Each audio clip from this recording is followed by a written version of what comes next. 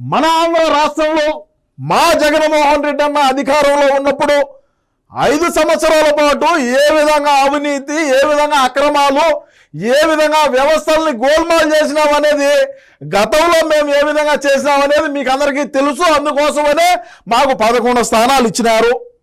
సరే, ఇప్పుడు ఆ గోల్మాల్ ఏంది, ఆ కథలు ఏంది, వ్యవహారాలు ఏంది అనేది ఈ కూటమి ప్రభుత్వం అధికారంలోకి వచ్చిన తరువాత ఒకరొకరినిగా వెలుగులోకి తీసుకొని వస్తూ ఉన్నది. అందులో భాగంగానే నేను గతంలో నా నోరు సించుకొని మరి గొంతు పోయేట్టుగా అరిసరిసి కూడా నేను జగనన్నకి చెప్పిన ఇటువంటి వాళ్ళందరికీ టికెట్లు ఇద్దు, మన పార్టీ మనకు ఖచ్చితంగా మనమైతే అస్సాం పోయేటువంటి ప్రక్రియలు జరుగుతాయి, ఆ పరిణామాలే ఉంటాయని.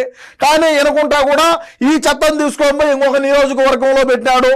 ఆ నియోజకవర్గంలో ఇక్కడంతా కూడా ఈ నియోజకవర్గంలో ఉండేటువంటి ఏదైతే మనకు అక్రమంగా సంపాదించుకోవాలో, ఎవరిని బెదిరింపులకు పాల్పడి ఎంత డబ్బులు అయితే వాళ్ళ దగ్గర గుంజుకోవాలో అందరి దగ్గర గుంజుకున్న తర్వాత పక్క నియోజకవర్గానికి పంపించేటువంటి ప్రయత్నం చేసినాడు. పక్క నియోజకవర్గాలు కూడా పంపించినాడు.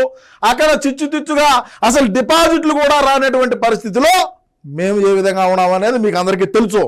అందులో భాగంగా చిలకలూరుపేటకు చెందినటువంటి చిలకలూరుపేట మాజీ మంత్రివర్యులు, చిలకలూరుపేట మాజీ శాసన సభ్యురాలు, చిలకలూరుపేట చిలకమ్మ అని మేము ముద్దుగా పిలుచుకుంటాం మా పార్టీలో ఉండేటువంటి వాళ్ళందరం కూడా. ఆమె ఏ విధంగా గోలుమాలు చేసింది, ఏ విధంగా అక్రమాలకు అవినీతికి పాల్పడింది, అదేవిధంగా ఈరోజు ఏసీబీ వాళ్ళే స్వయంగా దిగి ఆమె మీద ఏమైనా కేసు కట్టడం అంటే ఇది ఇంకొకసారి మీరు ఆలోచన అయితే చేయండి. సరే, అందులో భాగంగా ఆంధ్రజ్యోతిలో వచ్చినటువంటి కథనం ఏందనేది కూడా మనం ఒకసారి అయితే ఒక చిన్న వీడియో విశ్లేషణ చేద్దాం. ఎందుకంటే మనము ఎక్కడైనా సరే జగనన్నకు కానీ మన పార్టీలో ఉండేటువంటి క్రియాశీలకంగా పనిచేసేటువంటి వ్యక్తులు ఎవరైనా సరే వాళ్ళకి ఎక్కడైనా సరే డ్యామేజ్ జరుగుతూ ఉంటే అది అన్నకి డ్యామేజ్ జరిగినట్టు కాదు, యావత్ మన వైసీపీ పార్టీలో ఉండేటువంటి శ్రేణులకు, నాయకులకు, కార్యకర్తలకు అందరికీ కూడా డ్యామేజ్ జరిగేటువంటి పనే అది. ఇంకా ఇప్పుడు అదే విధంగా ఏమైనా ఏసీబీ అంట కథ ఏందో ఒకసారి చూద్దాం. విడుదల రజనీపై ఎఫ్ఐఆర్. సరే, ఎఫ్ఐఆర్లో అన్న మీదనే బొక్క బొచ్చుడు, అదేం పెద్ద సమస్య ఏం కాదు. కావాలంటే ఆమె 16 నెలలు జైలు, అన్న 16 నెలలు జైల్లో ఉన్నాడు. ఈమె అన్న కోసం 6 నెలలైనా జైల్లో ఉండలేదా? ఖచ్చితంగా ఉంటుంది, ఇబ్బంది ఏమి లే. మీరు లోపలేసినా కూడా ఇప్పుడు వల్లభనేని వంశీ ఉన్నాడు, బ్రహ్మాండంగా కూర్చో ఉన్నాడు. కాకంటే 5 రూపాయల రంగు ప్యాకెట్ అడగటం మర్చిపోయినాడు. కానీ ఆయనకేమో బ్రహ్మాండంగా నాకు మంచం వేయండి, నాకు దుప్పటి వేయండి, వేడి నీళ్ళు వేయండి, పొద్దున్నే ఇడ్లీ సాంబార్ వేడిగా ఉండాలని ఇతాట అడిగినాడు తప్ప 5 రూపాయల రంగు ప్యాకెట్ ఒకటి అని అడుగుంటే బాగానే ఉండని ఈ సందర్భంగా నేను తెలియజేస్తా ఉన్నా. కేసు నమోదు చేసిన ఏసీబీ ఐపీఎస్ జూసువా పైన నిందితులుగా మరిది గోపి, పిఏ రామకృష్ణ జగన్ హయాంలో మైనింగ్ వ్యాపారిని బెదిరించి 2,20,00,000 వసూలు. అంటే ఎవడైతే మైనింగ్లో అదే విధంగా సఫాయిగా ఎవరినైనా బెదిరించేదే కదా. మైనింగ్లో ఏ విధంగా గోలుమాలు, అదే విధంగా చూస్తే మాకు కప్పని ఖచ్చితంగా కట్టాల్సిందే. ఇందులో సజ్జలకు ఎంత వాటా పోయింది, సజ్జల జగనన్నకి ఇచ్చినాడా లేదా అనేది మా పార్టీలో ఉండేటువంటి శ్రేణులందరూ కూడా ఆలోచన చేసే పరిస్థితి ఈరోజు.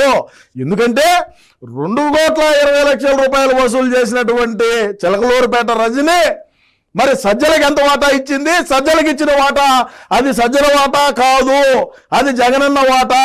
జగనన్నకు అందించినాడా లేదా సజ్జలనే మింగినాడా అనేది మీ అభిప్రాయాన్ని కామెంట్ రూపంలో తెలియజేయండి ప్రజలారా. కూటమి సర్కారులో బాధితుడి ఫిర్యాదు, విజిలెన్స్ విచారణ ఆధారాలు లభ్యం, కేసు పెట్టాలని ఏసీబీకి సర్కారు ఆదేశం. కేసు అయితే పెట్టారు, ఎఫ్ఐఆర్ నమోదు చేశారు. ఇంకా చిలకలూరుపేట చిలకని ఎప్పుడు అరెస్ట్ చేస్తారు అనేటువంటి ఆలోచనలో ఆంధ్ర రాష్ట్రం, అదేవిధంగా మరి రజనీ గారి అభిమానులు కూడా వాళ్ళు కూడా ఎదురు చూసేటువంటి పరిస్థితిలో ఉన్నారు.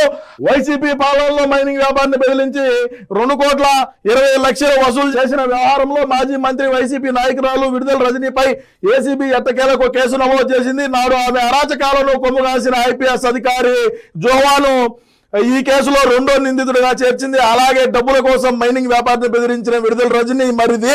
నేను గతంలో చెప్పిన విడుదల రజనీ మరిది గోపి అనేటువంటి వాడు ఏ విధంగా దళితుల దగ్గర నుంచి 415 ఎకరాలను ఏ విధంగా కబ్జాలకు పాల్పడినాడు, ఏ విధంగా వాళ్ళను బెదిరించి, ఏ విధంగా వాళ్ళను బ్లాక్మెయిల్ చేసి ఎంత చేయాలంటే అంత అక్రమంగా కేసులు కట్టి వాళ్ళని ఏ విధంగా చిలకలూరుపేటలో బెదిరించినాడు. ఖచ్చితంగా నువ్వు ఒక్కసారి ఆలోచన చేసుకో రజనమ్మ అని నేను గతంలో చెప్పడం కూడా జరిగింది. నా మాట ఏమన్నా విన్నారా? వినలా, వినకపోగా ప్రస్తుతం ఏమైంది? ఇప్పుడు ఈరోజు ఏమైంది? ఎట్టకేలకు ఈరోజు ఏసీబీ దిగి వచ్చిందంటే మనం ఏ స్థాయిలో అక్రమాలు, ఏ స్థాయిలో బల్లల కింద చేతులు పెట్టినాం, ఏ స్థాయిలో నియోజకవర్గ ప్రజానికాన్ని అందరినీ ఏడిపించినాం అనేది కూడా ఒకసారి ఆలోచన చేసుకోండి. దయచేసి చిలకలూరుపేటకు సంబంధించినటువంటి వ్యక్తులు ఎవరైనా ఈ వీడియోను చూస్తూ ఉంటే, చిలకలూరుపేటలో మా జగన్ అధికారంలో ఉన్నప్పుడు ఏ విధంగా మేము ఈ నియోజకవర్గంలో ఉండేటువంటి ప్రజల్ని పట్టి పీడించినామనేది మీ అభిప్రాయాన్ని తప్పకుండా కామెంట్లో అయితే తెలియజేయండి. అదేవిధంగా చిలకలూరుపేటలో ఇప్పుడు రజనీ గారి మీద, అదేవిధంగా గోపి, అదేవిధంగా ఐపీఎస్ ఎవరైతే జుహా ఉన్నాడో ఈ జుహా గారి పైన కూడా ఏ విధంగా ఏ కేసులు పెట్టినారు, ఏ సెక్షన్లు పెట్టినారు అనేది కూడా మనం ఒకసారి అయితే చూద్దాం. మనం ఎవరు చూసుకున్నట్టయితే మాజీ మంత్రి విడుదల రజనీపై ఏసీబీ కేసు, మాజీ మంత్రి విడుదల రజనీతో సహా పలువురి పైన ఏసీబీ కేసు నమోదు చేసింది వైసీపీ హయాంలో. 2020 సెప్టెంబరు పల్నాడు యార్లగడ్డపాడులో శ్రీ లక్ష్మీ బాలాజీ స్టోన్ క్రషర్ యాజమాన్యని విజిలెన్స్ తనిఖీల పేరుతో బెదిరించి, అంటే ఏదో వాడిని ముందుగానే అడిగి ఉంటారు, ఎమ్మెల్యే గారు రమ్మంటున్నారు మీరు రాండి ఒకసారి అని చెప్పి కథలు అయితే జరుగుంటాయి.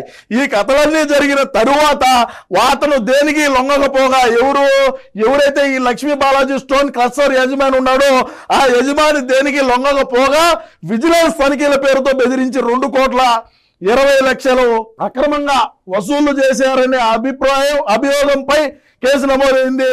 ఈ కేసులో ఆమెను అధికారులు A1 నిందితురాలిగా చేర్చారు. అవినీతి నిరోధక చట్టంలోని 77A, IPS లోని 384, 120B సెక్షన్ల కింద కేసు ఫైల్ చేశారు. ఇది కథ. మరి ఇప్పుడు రజనీ గారిని అరెస్ట్ చేస్తారా, రజనీ గారిని అరెస్ట్ చేయరా? ఎందుకు అరెస్ట్ చేయరు? చట్టం ఎవరికి చుట్టం కాదు.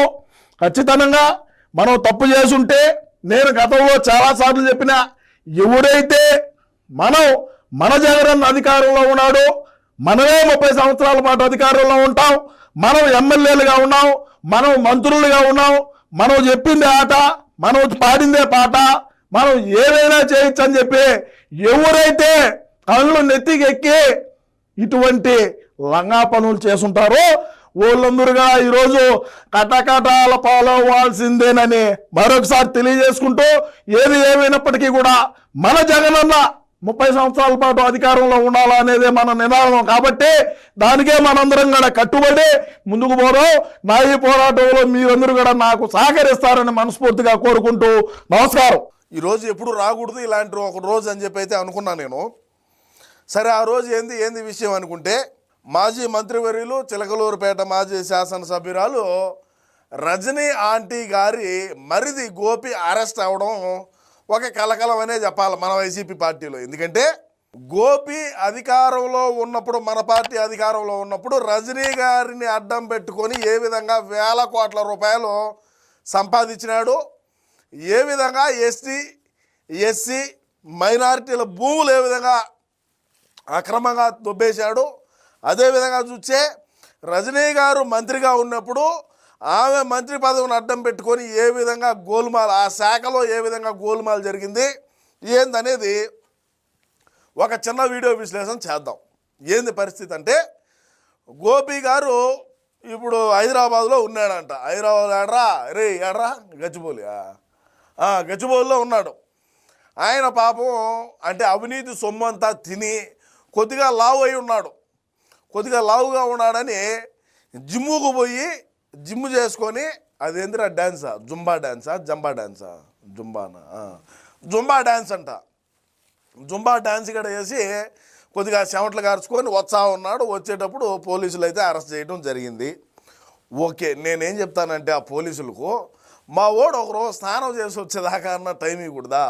ఆ చెమటంతా ఎట్లా వాసన వచ్చాది. సరే, ఏది ఏమైనప్పటికీ కూడా మన పార్టీలో నేను గతం నుంచి చెప్తానే మనం అధికారంలో ఉన్న నాటి నుంచి చెప్తున్నా ఏమని, అయ్యా గోపి నువ్వు అవినీతి చేస్తున్నావు, నువ్వు తప్పు చేస్తున్నావు. ఎప్పుడు మనం అధికారంలో ఉన్నాము, మన జగనన్నే ఎప్పుడు అధికారంలో ఉంటాడని అనుకోవడం మన భ్రమ. మన చిలకలూరుపేట మన రజనీ ఆంటీ గారే ఎప్పుడు ఆమె మంత్రిగా ఉంటుంది, చిలకలూరుపేటకు ఆమె ఎప్పుడు శాసనసభ్యులుగా ఉంటుంది అని చెప్పి అనుకోవడం మన భ్రమయ్య.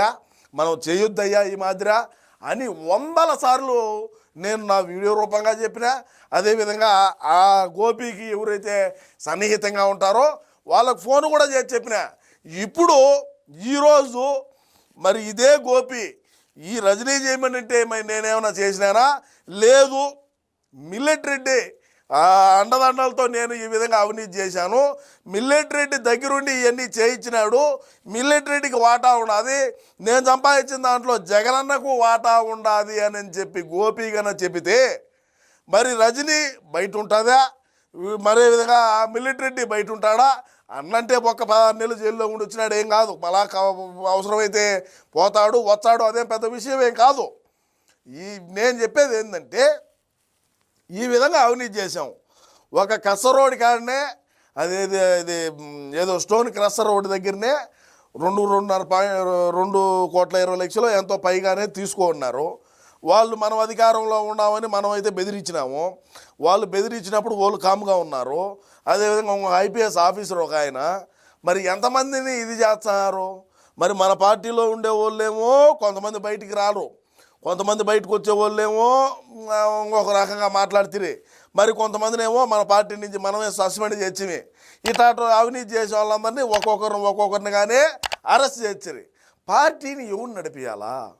ఇప్పుడు సరే, మనం అవినీతి చేసాము, అక్రమంగా సంపాదించినాము, ప్రభుత్వ ధనాన్ని ఏ విధంగా లూటీ చేసినాము అందరికీ తెలుసు. అదే మనమే కొత్తగా ఏమి చెప్పాల్సిన అవసరం కూడా ఏమి లేదు. మనం కొత్తగా చెప్పి మనం అదేవిధంగా వాయమ్మ ఇంకేందిలే అదే అవన్నీ కాదు. కానీ నీ గోపిని అరెస్ట్ చేయడం వల్ల నిజాలు బయటపడితే ఎవరైతే మన పార్టీలో పెద్ద తలకాయ ఉన్నాదో ఆ పెద్ద తలకాయ బయటికి రాకుండా ఉంటే చాలని చెప్పి నా బాధ తప్ప, ఏదో ఆ పెద్ద తలకాయ బయటకు వస్తే మళ్ళీ మిల్లెట్ రెడ్డి వచ్చితే ఇంకొకటి వస్తే ఏంది పరిస్థితి అనేది నా యొక్క బాధ, అదే ఆవేదన తప్ప. రజనీ గారు బయట ఉండాలా, రజనీ ఆంటీ బయట ఉండి యువతకు మంచి ప్రోత్సాహం ఇవ్వాలా, యువతను మంచి మార్గంలో నడపాలా, మన పార్టీకు బాగా సహాయపడాలా అని చెప్పి నేనైతే కోరుకుంటా ఉన్నా. గోపి పోయిన పాట ఏం పక్క ఏం కాదు, మళ్ళా వచ్చాడు బయటికి కొద్ది రోజుల్లో. రజనీ గారు బయట ఉంటే చాలని చెప్పి నేనైతే ఈ సందర్భంగా తెలియజేసుకుంటూ, ఏది ఏమైనప్పటికీ గోపి అరెస్టుపై మీ అమూల్యమైన అభిప్రాయాన్ని కూడా తప్పకుండా కామెంట్ రూపంలో అయితే తెలియజేయండి. నమస్కారం.